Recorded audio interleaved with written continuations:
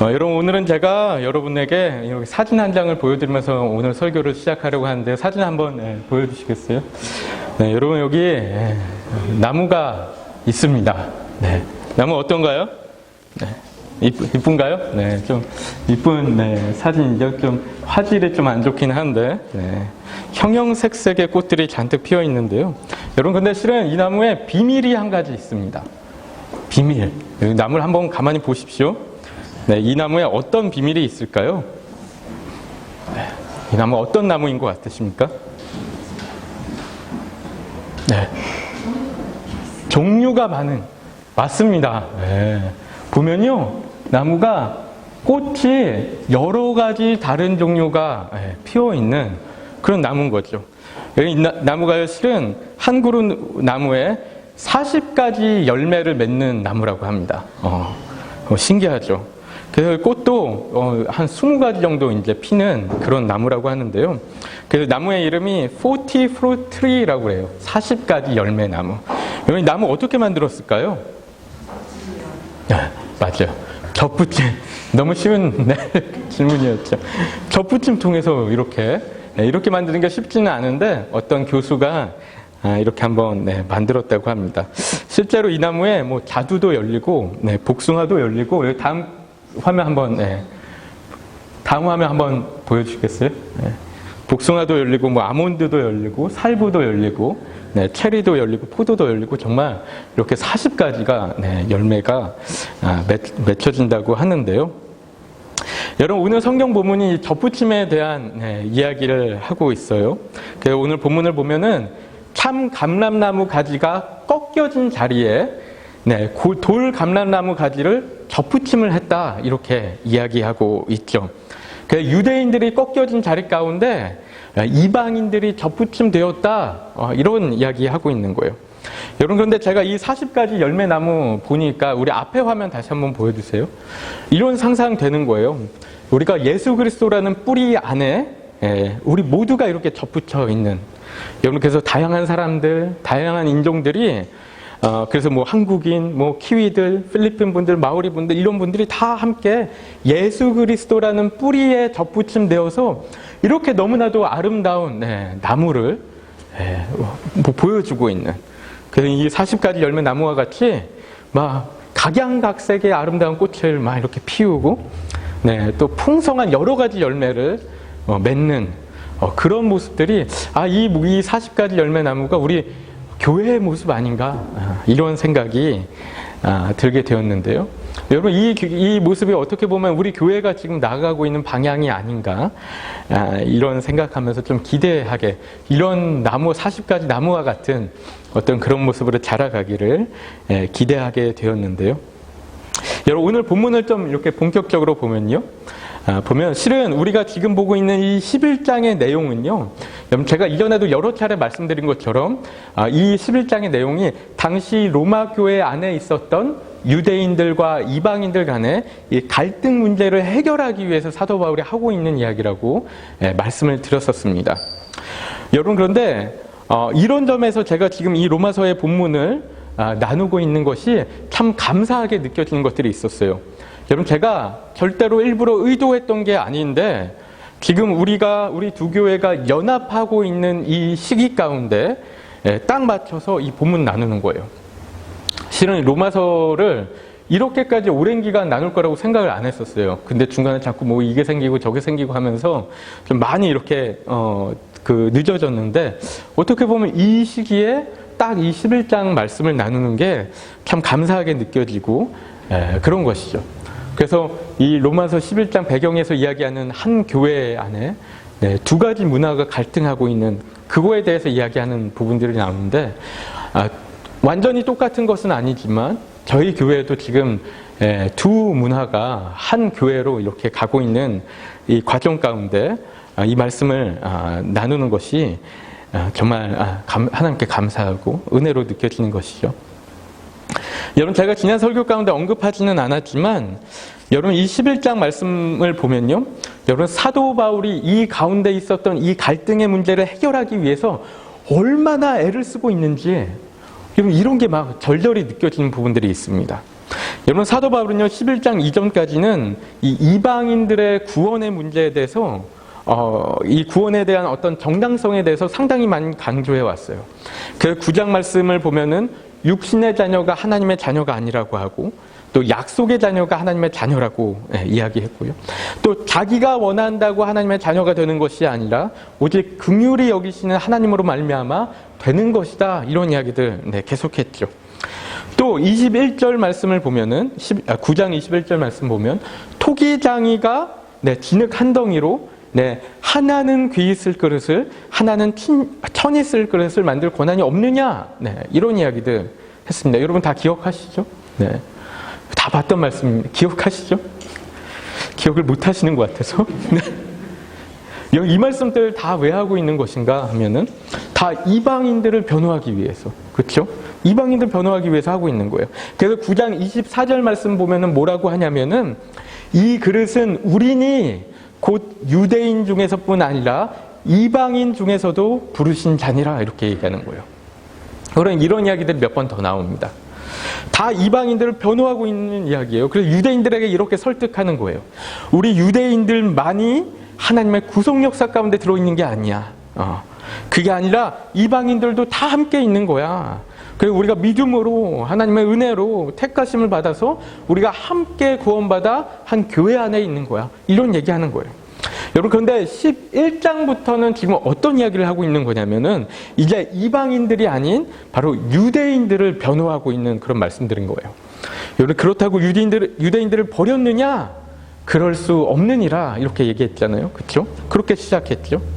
이 말씀은 이제 사도 바울이 유대인들에게 그렇다고 하나님이 우리 민족을 버렸다고 생각하지 말라는 거예요. 그리고 또 이제 이방인들에게 하는 얘기는 절대로 유대인들이 버림받았다고 생각해서 그들을 무시하지 말라는 거예요. 그렇죠? 그러면 중재하고 있는 거예요. 이제 그 사이를. 여러분 그리고 이방인들이 더더욱이 유대인들을 무시하지 말아야 하는 이유는 바로 유대인들이 실족함으로 하나님의 구원이 이방인들에게 넘어가는 지난주일 얘기였죠. 그렇게 돼. 그리고 하나님의 섭리가 있었기 때문에 절대로 그들을 무시하면 안 된다. 감사하게 생각해야 된다. 이런 이야기를 하는 거죠. 여러분 그래서 11장 13절을 보면요. 사도 바울이 이렇게 얘기해요. 내가 이방인인 너희에게 말하노라 그래요. 이방인인 너희에게. 그러면서 뭐라고 얘기하냐면 그 말씀 전이나 후나 하고 있는 이야기가 이방인들에 대해서 하는 이야기가 아니고 유대인들에 대해서 변호하는 이야기들을 하고 있는 거예요. 그렇죠? 그래서 지난 본문에서 사도 바울이 또 어떤 이야기를 했냐면요. 제가 지난 주일에는 시간 관계상 다 나누지 못했는데 12절 말씀 보면요. 여러분 좀 가능하면 성경책 펴놓고 한번 보세요. 12절 말씀 보면은 그들의 넘어짐이 세상의 풍성함이 되며 그들의 실패가 이방인의 풍성함이 되거든 하물며 그들의 충만함이리요 이렇게 얘기합니다.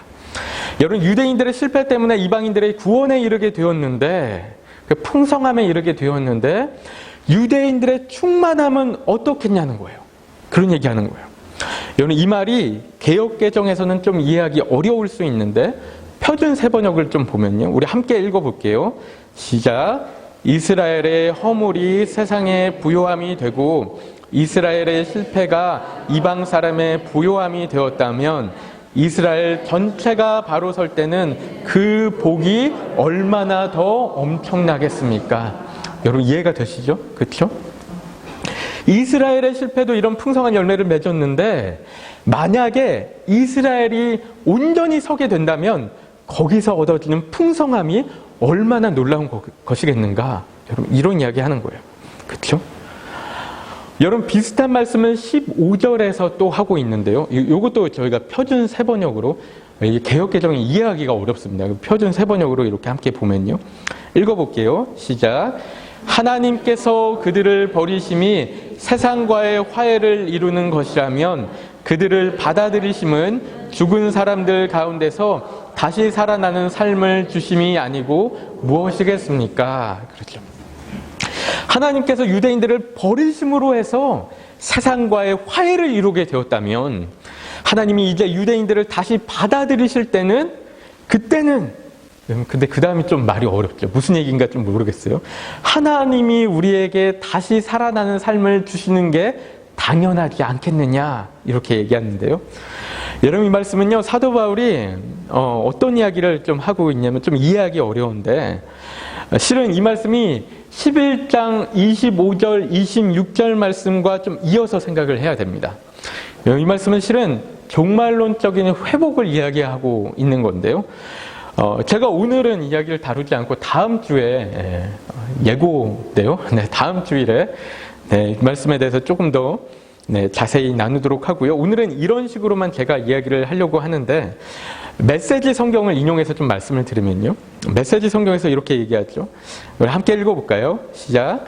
그들이 떨어져 나간 일로 인해 이처럼 온 세상에 걸쳐 하나 되는 일이 시작되었다면 그들이 다시 돌아올 때는 더 큰 일이 촉발될 것입니다. 엄청난 귀향이 있을 것입니다. 네.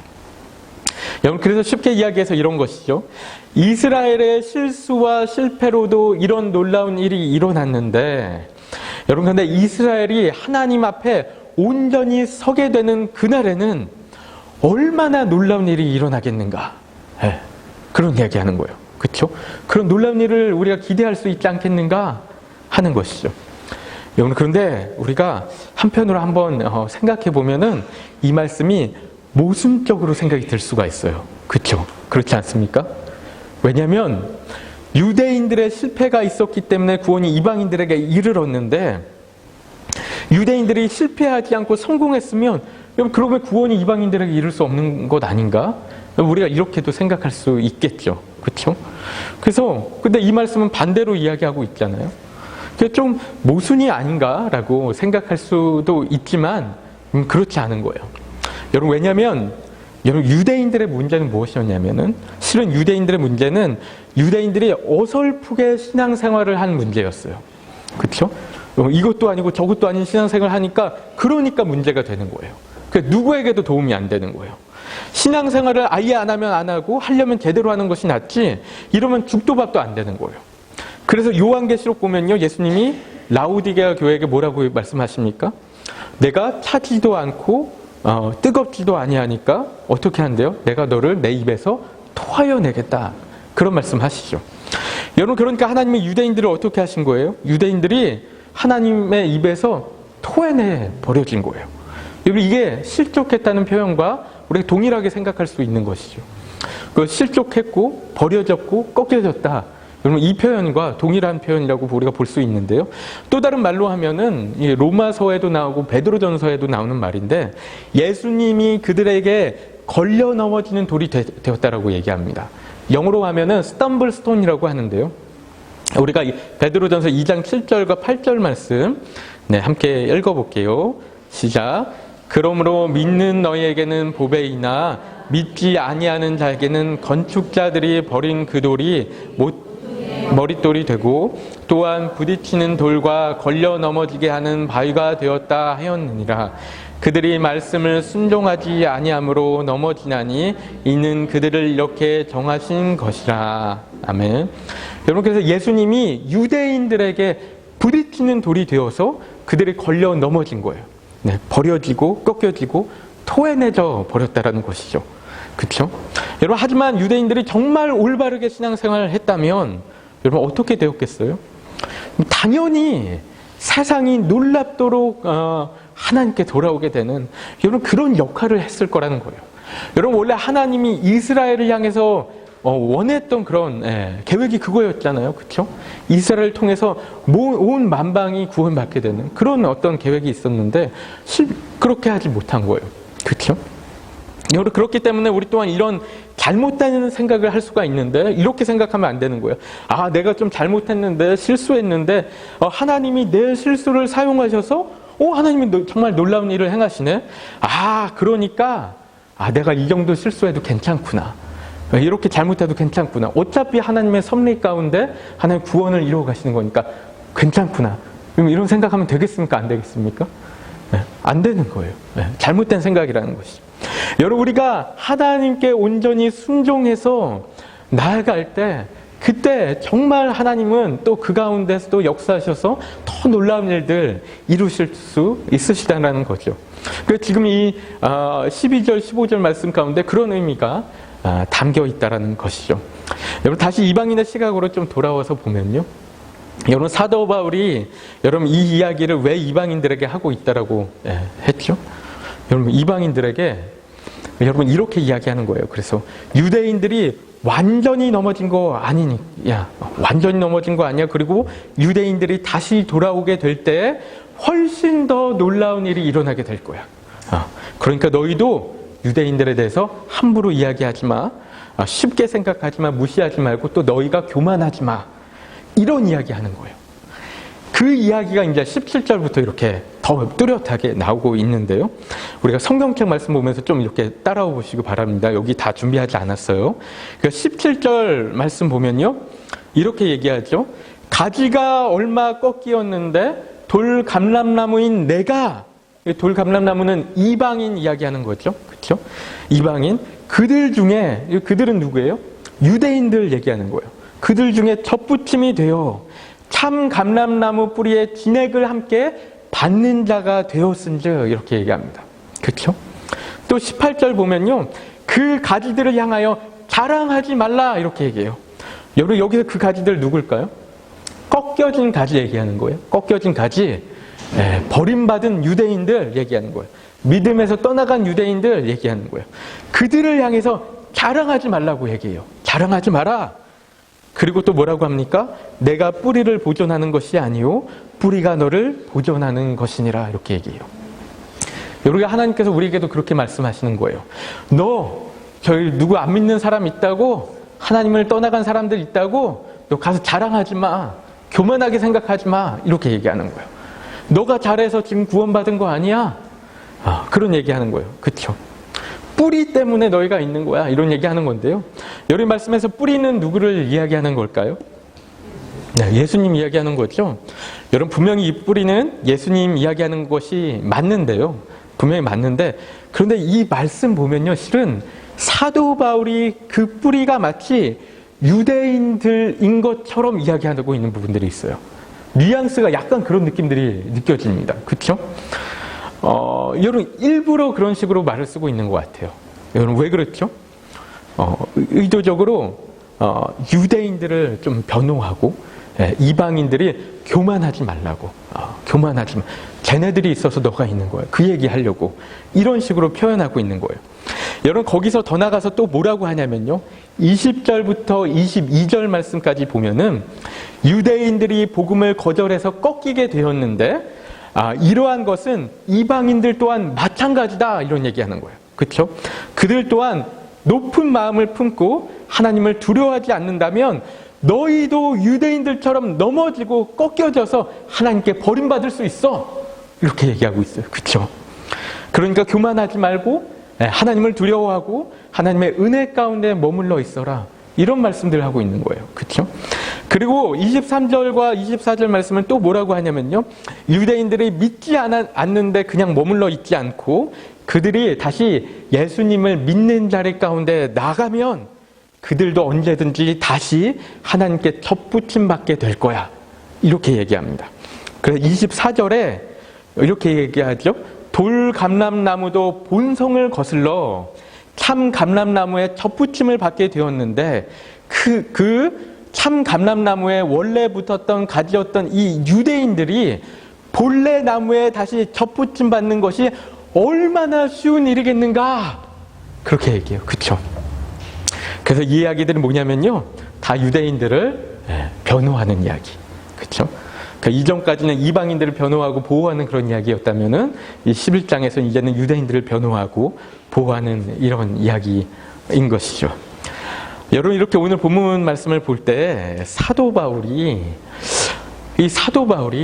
유대인들과 이방인들이 한 교회 안에서 조화롭게 살아가는 것을 얼마나 중요하게 여기고 있는지 또 얼마나 간절히 원하고 있는지 여러분 이런 게 느껴지지 않습니까?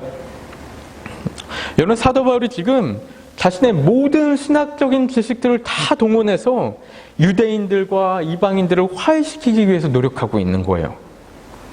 여러분, 하나님 안에서 이방인들이 어떤 존재인지, 그리고 하나님 안에서 또 유대인들은 또 어떤 존재인지 서로에게 분명하게 자각시키기 위해서 정말 노력하고 있는 거예요. 사도 바울이 왜 이렇게까지 할까요? 사도 바울이 왜 이렇게까지 노력을 하고 있을까? 왜냐하면 그만큼 교회가 하나된 공동체로 살아가는 것이 너무너무나 중요한 거예요. 그렇죠? 너무너무나 중요한 거예요. 요한복음 17장을 보면요, 예수님이 겟세마네 기도에서 이렇게 기도하십니다. 우리 같이 읽어볼까요? 시작. 아버지여, 아버지께서 내 안에, 내가 아버지 안에 있는 것 같이 그들도 다 하나가 되어 우리 안에 있게 하사 세상으로 아버지께서 나를 보내신 것을 믿게 하소서. 아멘. 네. 여러분, 이 기도가요, 여러분, 예수님이 언제 하신 기도인지 아십니까? 언제 하신 기도죠? 겟세마네 기도. 예수님이 십자가에 매달리시기 전에, 잡혀가시기 전에, 네, 마지막으로 했던 기도예요. 유언적인 기도인 거예요. 그렇죠? 그러면 이 기도가 얼마나 중요한가 우리가 생각할 수 있을 것 같아요. 그렇죠? 그토록 두렵고 고통스럽고 긴장되는 그런 순간에 예수님이 다른 기도한 게 아니고 이 기도한 거예요. 하나님과 내가 하나 된 것처럼. 여러분, 하나님과 예수님이 얼마나 하나세요? 그냥 하나잖아요. 그렇죠? 얼마나 하나냐는 얘기가 참 되게 이제 이상한데, 하나 하신 분인데, 우리 그들도 하나 되게 하옵소서. 여러분, 예수님이 정말 교회가 하나로 머물러 있는 것을 간절히 원하신 거예요. 그렇죠? 그만큼 이게 중요한 내용인 건데요. 여러분, 우리가 이제 키위교회와 연합하여서 하나의 교회가 되는데, 오늘 본문 말씀 보면서 이 설교 준비하다 보니까 너무나 우리의 상황과 좀 연결이 되는 것 같은 거예요. 다 똑같지는 않지만, 다 동일한 것은 아니지만, 저희가 뭐 내부적으로 갈등이 있는 것도 아니고, 또 우리가 돌 감람나무인 것도 아니고, 그렇지만 어쨌든 비슷하게 좀 적용되는 부분들이 있는 것 같은 거예요. 그렇죠? 네. 그렇지 않은가요? 여러분, 어쩌면 글렌필드 교회가 교회적인 상황이 어려운 부분들이 있다 보니까 그런 이유로 인해서 교회와의 연합을 생각했을 수도 있습니다. 그렇죠? 실은 요즘 키위교회들이 키위교회들의 어떤 생존 방법 중 하나가 교회 방향성을 빨리 트는 거예요. 교회 방향성을 빨리, 우리가 유럽표현 교회로만 남아있지 않고 다민족 교회로 빨리 이제 방향을 전환하는 것이 요즘에 이제 키위 교회들이 갖고 있는 어떤 생존 방법이라고 이야기를 몇 년 전에 들었는데요. 여러분, 글렌필드 교회가 대단히 힘든 것은 아닙니다. 잘 목회를 하고 있죠. 그래서 꼭 생존을 위해서 이러는 것이라고 이야기할 수는 없는데요.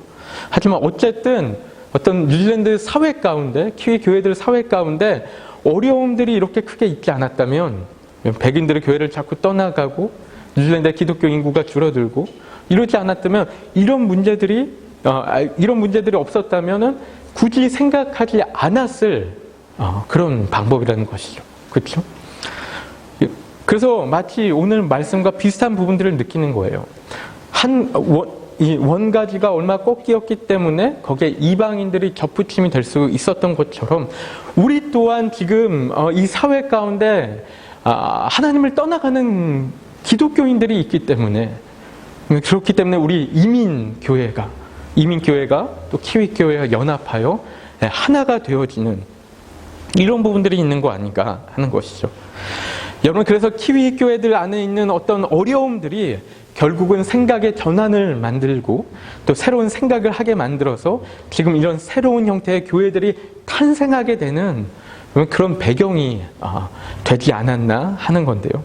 여러분, 그러면서 드는 생각이 무엇이냐면은, 하나님이 우리 한인들과 또 키위들의 하나됨을 정말 원하시는구나, 이런 생각하게 되는 거예요. 여러분, 일반 사회에서는 하기 어려운 것들이요. 실은 뭐 세상 가운데 하기 어렵잖아요. 한인 사회와 키위 사회가 막 이렇게 잘 융화되는 거 정말 어렵습니다. 그렇죠? 그런 것을 교회만큼은 우리가 그런 하나된 모습으로 나아가기를 정말 원하시는지도 모르겠구나, 이런 생각이 드는 거예요. 그것을 통해서 세상이 교회는 정말 다르구나, 세상과는 정말 다른 공동체구나, 이런 것을 느끼지 않을까 하는 것이죠. 하나님이 우리들이 하나 되는 모습을 보이시기를 정말 원하시는구나, 당연히 그렇겠구나, 이런 생각 드는데요. 왜냐하면 여러분, 그게 교회니까. 그렇죠? 그게 교회예요. 나이와 직업과 인종과 국적과 학벌과 재산과 상관없이 하나 되는 것이 교회입니다. 하나 되는 것이 교회예요. 그리스도의 보혈로 한 핏줄이 되는 것이 교회예요. 한 형제 자매가 되어지고 한 가족이 되어지는 것이 교회예요. 그게 교회라는 거예요. 그렇죠? 여러분, 그래서 우리 교회 다음 1년 동안의 표를 이렇게 정했어요. 에베소서 말씀인데 우리가 같이 한번 읽어볼까요? 에베소서 말씀 시작. 하늘에 있는 것이나 땅에 있는 것이 다 그리스도 안에서 통일되게 하려 하심이라. 아멘. 실은 여기에도 조금 이렇게 설명한 것들이 있긴 한데 다음에 한번 설명할 텐데, 다 한 통일되게 하려 하십니다. 다 하나 되게 하려 하십니다. 여러분, 그래서 여러분, 어쨌든 그렇기 때문에 우리가 서로가 서로에 대한 우월의식을 갖거나 교만한 마음을 갖거나 또 흉보거나 그러지 말고 정말 겸손한 모습으로 섬겨주고 사랑하고 관심 가져주면서 그렇게 우리가 하나된 글렌필드 커뮤니티 교회를 이루어가길 소망하는 것입니다. 여러분, 오늘 말씀처럼 우리가 높은 마음을 품지 말고 하나님을 두려워하는 마음으로 우리가 어떻게 이렇게 하나된 교회를 이루게 되었는지 기억하면서 겸손하게 우리 함께 서로를 향해서 또 하나님을 향해서 나아갔으면 좋겠다는 것이죠. 여러분, 우리가 이제 교회가 합쳐진 그 이후로 앞으로 우리 가운데 어려움들이 있겠죠? 그렇죠? 갈등들이 생기겠죠? 분명히 생길 거예요. 그렇죠? 여러분, 그럴 때마다 이 말씀들을 좀 생각했으면 좋겠는 거예요. 우리가 어떻게 지금 이 자리 가운데 있는지, 얼마나 놀라운 하나님의 은혜 가운데 우리가 이 자리 가운데 있는지 우리가 생각했으면 좋겠는 것이죠. 여러분, 그런데 실은 이게 우리가 키위 공동체와 우리 한인 공동체뿐만 아니고 우리 공동체 안에서도 마찬가지예요. 우리들끼리 안에서도 우리 교회 안에서 자꾸만 우리가 친한 사람들끼리만 앉아있고 익숙한 사람끼리만 어울리고 이런 것도 안 되는 것이죠. 그렇죠? 좀 어색하고 불편하고 할 말 없고 그래도 때로는 잘 모르는 사람하고 앉아있으면 되게 뻘쭘하잖아요. 그렇죠? 그래도 좀 한 번씩 좀 가서 함께 앉아서 교제하고 한두 마디라도 더 섞고 또 인사도 하고 섞고, 여러분, 그게 교회여야 된다라는 것이죠. 여러분, 우리가 셀 개편하는 중인데요. 여러분, 저 이해는 합니다. 우리가 특히 어르신들 셀은 좀 이렇게 우선은 그냥 가는 걸로 하는데, 실은 그러면 안 돼요. 실은 이상적인 교회의 모습은 우리가 좀 많이 섞고, 좀 많이 서로 알아가고, 또 교제하고. 왜냐면 우리가 한 교회니까요. 한 가족이니까요. 우리 가정 안에서 부모님과 대화 되게 못하는 가족들 있잖아요. 그거 얼마나 어렵습니까? 그 아빠가 나한테 와서 한마디라도 더 걸어주길 원하고. 그렇지 않아요? 우리가 이 셀이 이렇게 한 번씩 개편해서 또 섞어서 더 서로 가까워지는 어떤 부분들 너무나 필요하다는 것이죠. 하나님이 원하시는 거라는 거죠. 그렇죠? 그래서 먼저 우리 공동체가 하나됨을 누려야 되는 거예요. 우리 공동체가 하나됨을 누릴 때 더 나아가서 키위 공동체와 또 하나됨을 더 누리고, 또 세상 가운데 나아가서 더 리치아웃해서 또 이렇게 세상과의 어떤 그 회복을, 관계 회복을 이루고, 이런 어떤 교회가 되어야 된다는 것이죠. 여러분, 우리가 세상 가운데 우리 교회의 하나됨을 보여줬으면 좋겠습니다. 여러분, 이게 얼마나 멋진 일입니까? 그리스도 안에 하나된 교회가 얼마나 놀라운 공동체인지, 얼마나 아름답고 또 이상적인 공동체인지 우리가 세상 가운데 또 이 예수님의 공동체를 좀 드러냈으면 좋겠는 거예요. 정말 그 기대를 갖고 좀 바라보고 나아갔으면 좋겠는 것이죠. 그래서 세상 사람들이 교회 봤을 때, 와, 저런 공동체에 속하고 싶다. 너무나 세상과 다르다. 이런 걸 느끼면서 교회 가운데 와서 하나님을 만나고 하나님을 경험하고 하나님의 자녀가 되고 변화되고, 그래서 정말 하나님의 나라가 정말 너무나 아름답게 40가지 열매 맺는 그 나무처럼 너무나 풍성한 그런 아름다운 모습으로 자라가는 그런 교회가 되길 소망하는 것입니다. 원하십니까? 네. 여러분 원하십니까? 네. 큰 목소리로 대답하셔야 되는데, 네. 제가 마지막으로 한 번만 더. 여러분 원하시죠? 네. 아멘. 네, 원합니다. 우리 함께 만들어 가자는 거예요. 기도하면서 믿음으로 그런 하나된 공동체, 우리 안에 하나 되고, 또 키위들과 하나 되고, 세상을 품어가는 공동체, 그런 하나님께서 기뻐하시는 우리 노쇼하는 교회, 또 글렌필드 커뮤니티 교회가 되기를 간절한 마음으로 축복합니다. 우리 함께 이 시간에 함께 기도하기 원하는데요. 여러분, 우리가 우리 안에 이 바운더리를 좀 깼으면 좋겠어요. 예수님이 그렇게 하셨거든요. 예수님이 본인이 편안했던 자리 내려놓고 이 땅 가운데 오셔서 우리를 섬기시고 그러셨어요. 여러분, 그리스도인의 삶은 자신의 편안한 자리 가운데 안주하는 게 아닙니다. 그 바운더리를, 그 틀을 깨는 거예요. 깨고 더 나가는 거예요. 이웃을 향해서 더 나가고, 우리 형제자매 향해서 더 나아가고, 이게 기독교인의 삶입니다. 교회 공동체의 삶이에요. 어려워도. 근데 하다 보면요, 또 하나님께서 도와주세요. 힘을 주세요. 우리 할 수 있어요. 어렵지 않아요. 여러분, 이거 위해서, 우리 하나됨을 위해서 좀 한번 애써 봤으면 좋겠어요. 힘써 봤으면 좋겠어요. 우리 교회, 우리 공동체, 우리 셀, 더 나아가서 하나 되어 정말 그리스도 안에서 하나 된, 예수 그리스도의 보혈로 하나 된 그런 교회 공동체로 우리가 자라갈 수 있도록, 정말 예수님과 하나님이 하나 되신 것처럼 우리 또한 하나됨을 세상 가운데 나타내는 우리 교회가 될 수 있도록 하나님, 우리를 인도하여 주옵소서. 우리 교회를 이끌어 주옵시고, 내가 정말 더 우리 이웃들 향해서, 우리 형제자매들 위해서 나가는 우리가 될 수 있도록, 또 키위 공동체 향해서 우리 세대를 넘어서 우리가 나아가는 우리가 될 수 있도록 하나님 인도하여 주시옵소서. 역사하여 주시옵소서. 우리 함께 합심해서 간절히 기도하도록 하겠습니다. 기도하시겠습니다. 하나님 아버지,